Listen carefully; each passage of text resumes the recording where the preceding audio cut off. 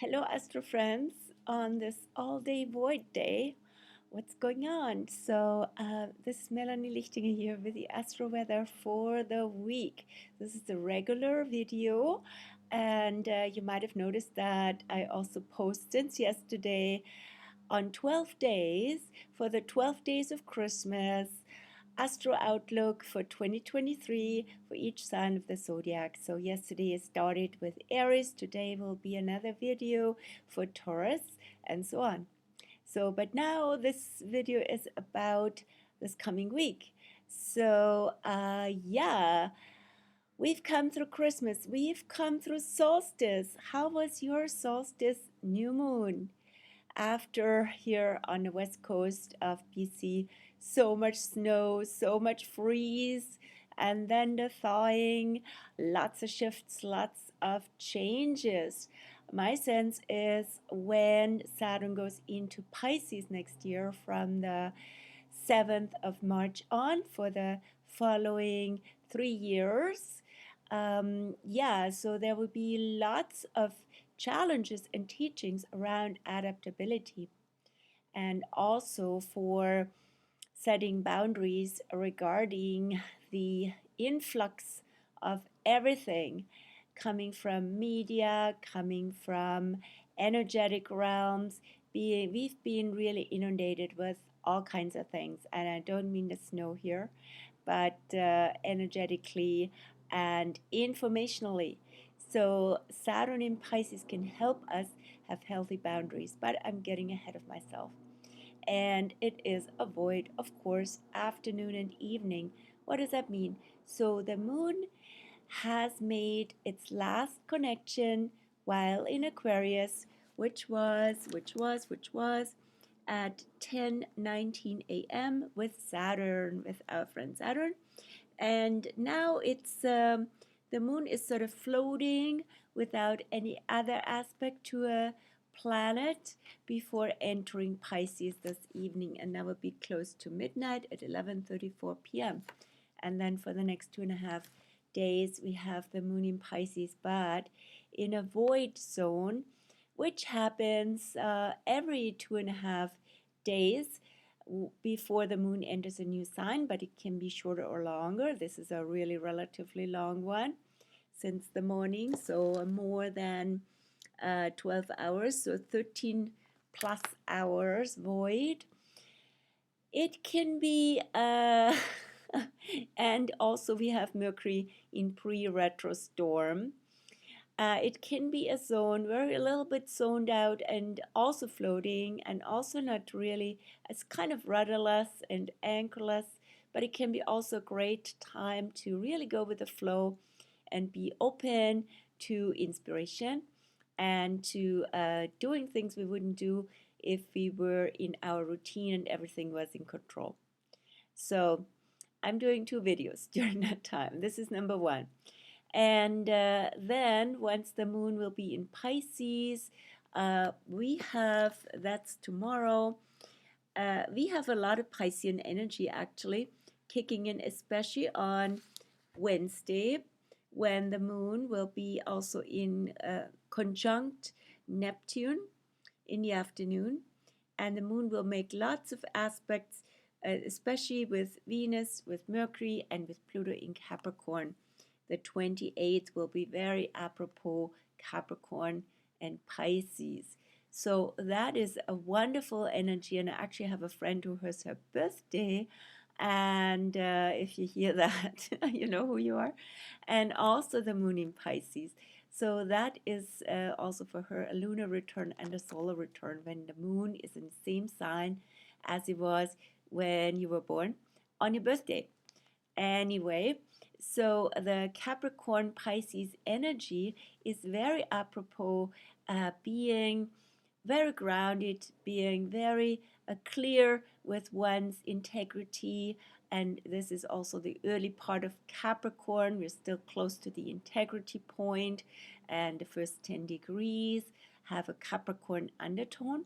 So it's good to be in integrity, be well grounded, while also being very open to spiritual realms. And that's why it's a wonderful, still past Christmas energy actually, right? We have then also the crescent moon. Hopefully we can see her again. We have a clear night. Wouldn't that be wonderful? And we would have the beautiful crescent moon after sunset. Yeah, so being open to spiritual connections and forces and guidance. That'd be wonderful for the Pisces Capricorn energy, and also tuning into the ancestors and elders. Um, I watched recently this really great film. It's part of the documentary channel. It's called Slice. They have fantastic videos about ancient cultures, no, not ancient cultures, traditional cultures, who still work in the old ways. Like in this case, it was nomads in Siberia with real deal reindeer who migrate twice a year. And what an ordeal that is!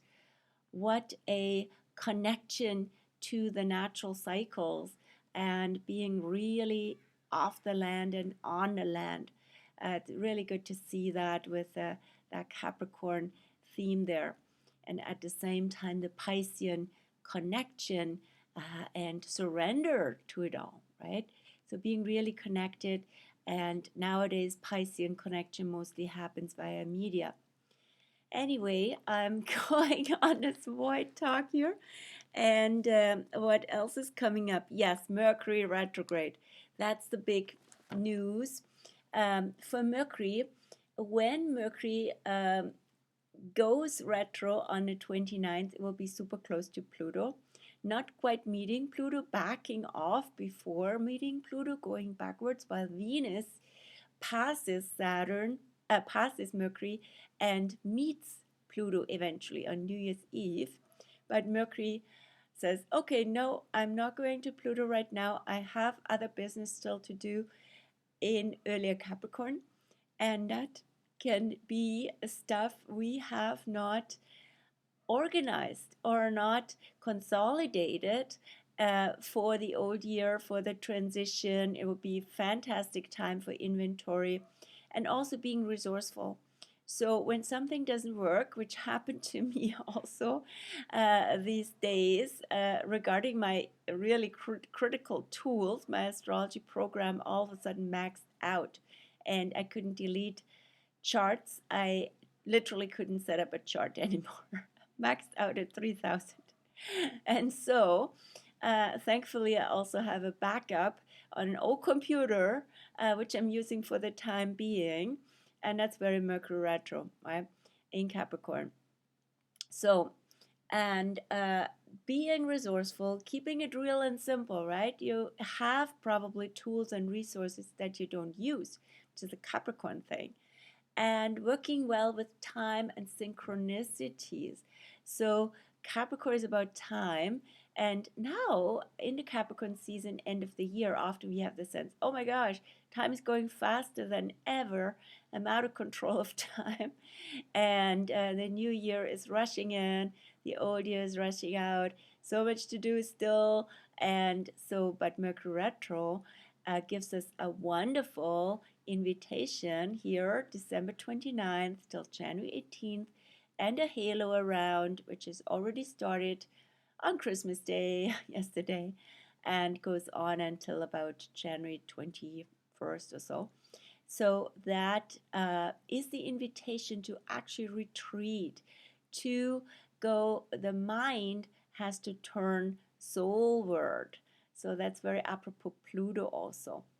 And actually, the mind needs to be a bit more calmer, more wintry, right? And also being well boundaries and said, I don't need that. I've been there, done that. It's not really the best use of my time and energy. And sometimes we have literally a sense that's a waste of time. And Mercury retro, if we do it anyway, often in hindsight we figured, right? I was like, oh, if I had listened to that inner voice better, I wouldn't have done it. Or especially now with Boxing Day and all that, I wouldn't have purchased those things. I don't really need them anyway. I was just tempted because they were cheaper or something, right? So that's classically Mercury retro. So really watch also what you're buying these days and what you're engaging in these days, whether it's worth it or whether it's actually would be better to retreat and be mindful, do some mindfulness meditation, do some spiritual practice, do something that basically expands your sense of time, doesn't give you that time scarcity sense. So Mercury goes retro. What else is going on this week? Then yes, Venus in Capricorn is making beautiful aspects just now in her last phase before January 2nd, when she enters Aquarius. So Venus will be in sextile with Neptune in Pisces, meet Mercury, and then meet eventually Pluto, all between December 28th and 31st. Sorry. So Venus in Capricorn is all about the timeless and rock solid love and connections that have passed the test of time, and where we really see maybe in difficult times certain relationships and friendships get stronger and others don't. So that's typically a Venus in Capricorn thing. It's also mature love, and Venus Pluto is the power of love rather than the love of power, which can also come up at that time, and all sorts of shadows in relationships. And it's all about ancestors as well with Capricorn. So maybe our love of the ancestors and their love for us is really coming through when we're open to it.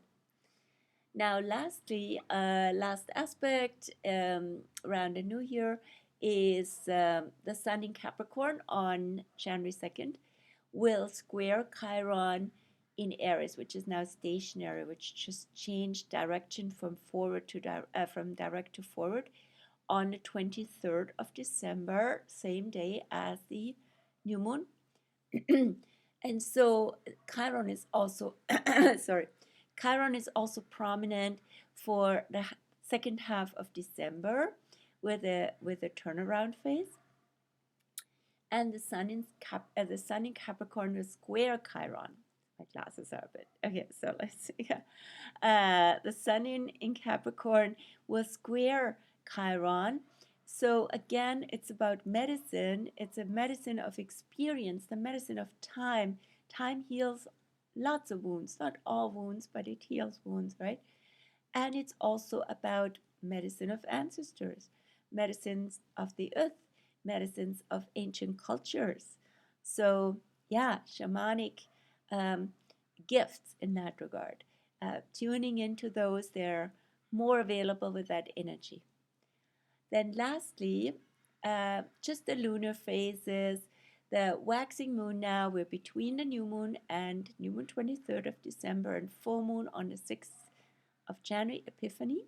That will be the full moon in Cancer, Capricorn, the moon in her own abode of Cancer, while the sun is in Capricorn. On Epiphany, on the day of the Magi, on the astrologer's day, that'll be lovely. I look forward to that and to writing about it. And now we're in the waxing moon phase. So the moon still in Aquarius void today, and then going into Pisces, followed by Aries. That will be quite a shift too. That will be especially the Aries moon waxing right after the new moon. That is definitely a shift into new dynamic energy, vibrant energy. And the moon will even, that's on Thursday at night, so 2:36 a.m. the moon enters Aries, and then 4:11 a.m., so 1.5 hours later, meets Jupiter freshly in Aries too.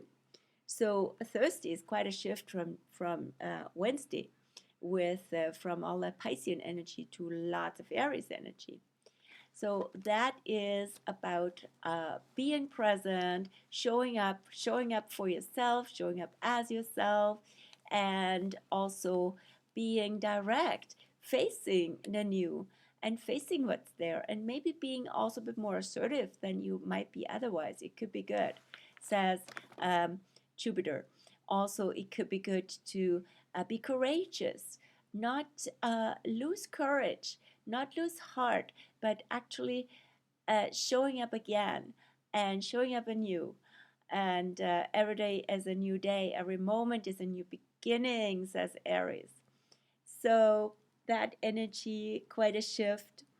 And in the evening of that day, the moon will also, of the 29th, Thursday, actually it's pretty cool with Thursday because Thursday is Jupiter Day, and the moon will meet Jupiter on that Thursday, freshly in Aries.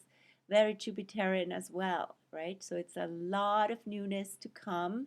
We're tuning in. So in a way, this is energetically already a new year energy, I would say. And then in the evening, the moon in Aries will also meet Chiron in Aries. So also finding that inner, intrinsic, and authentic medicine in us. And what is that? And what is the medicine of new beginnings? What is the medicine also of being on your own? Which can be a wound, of course, but at the same time it can be also medicine, because now here you go, you can just do what the moment requires, right? And also be self-reliant from the Capricorn Aries point of view, right? Now, then the moon will go into Taurus, but not before Saturday morning, New Year's Eve. That can be quite calming and settling the energy, enjoyable again, thinking about good food, all kinds of other sensual enjoyment, and moving with the Taurus moon into the new year. The moon is actually exalted in Taurus. She loves to be in Taurus, best of all the signs in the zodiac, because Taurus is very nourishing. It's very food-wise nourishing. However, we have now Uranus in Taurus, and Uranus has been in Taurus since 2019 till 2026, so with us still a while. We're kind of halfway now. And the moon, whenever the moon is in Taurus, she will also meet and pass Uranus. So Uranus is, while the moon is best positioned in Taurus, Uranus is most challenged in Taurus. Uranus is what's called in fall in Taurus. So it's like, oh, that sucks if the, for example, if food is so disrupted, if the economy is disrupted, if the monetary system is disrupted, if all that's enjoyable and consistent and steady with Taurus is all of a sudden disrupted. So we can't rely on these things anymore. How can we be, on a positive note of Uranus, how can we be innovative? How can we show up in a new way and also come up with new, fresh solutions for this whole nature? Taurus also nature, right? The disruption of nature that's been so blatantly obvious now. That's been going on in so many ways, and of course, human-made mostly, and in ways we don't even, lots of people aren't even aware of yet, right? All the influences, all the factors that really do this. Anyway, so Uranus shows us how inconsistent things can get, which also we saw with the weather over Christmas or solstice before Christmas. Many parts of the world, how things can get all of a sudden, they shift in a way that is sort of unprecedented. And what do we do with that, right? How can we be innovative? How can we be awake, right, to what's going on? Uranus is the awakener, shakes us up, wakes us up to what's going on. We can't go on with business as usual and just think if we consume, numb ourselves, that doesn't do it, right? So we have to get off our couch and be showing up in a new way. So Uranus and Moon Uranus will be conjunct on, okay, I need my new calendar for that. That's also a thing, right? So is it on New Year's Day? That would be wild. All right, let me just check. Yep, sure enough. Moon Uranus conjunct in the afternoon of New Year's Day. Okay, so what a signature for the new year also, right? So expect the unexpected, but also be at the same time embody freedom, which is also Uranus in Taurus. And then on the 2nd of January, which is the last day of this Astro week here, because I always go from Monday, Tuesday to Monday. And so on January 2nd, the news of that is Venus goes into Aquarius until January 26th. So that brings more lightness from the love department, I should say. So Venus brings freedom, love, and liberté, right? So love needs to be free and needs to be spacious also, but hopefully not too detached, right? So Venus in Aquarius is a lot about connections with friends and socially that we really enjoy. And then it can be also questioned with our loved ones and intimate partners, are they really also friends, right? Can we be friends? Can we treat each other like friends? Do we respect each other and value each other like friends? Sometimes not. So this is what Venus in Aquarius, especially in combination with Saturn, that Venus will meet kind of mid January. I haven't looked at the exact date, but that is sort of a test in that regard. And how what's been going on socially in the last 2 to 3 years since Saturn's been in Aquarius since 2020, how that affected also relationships. So that's something to look into.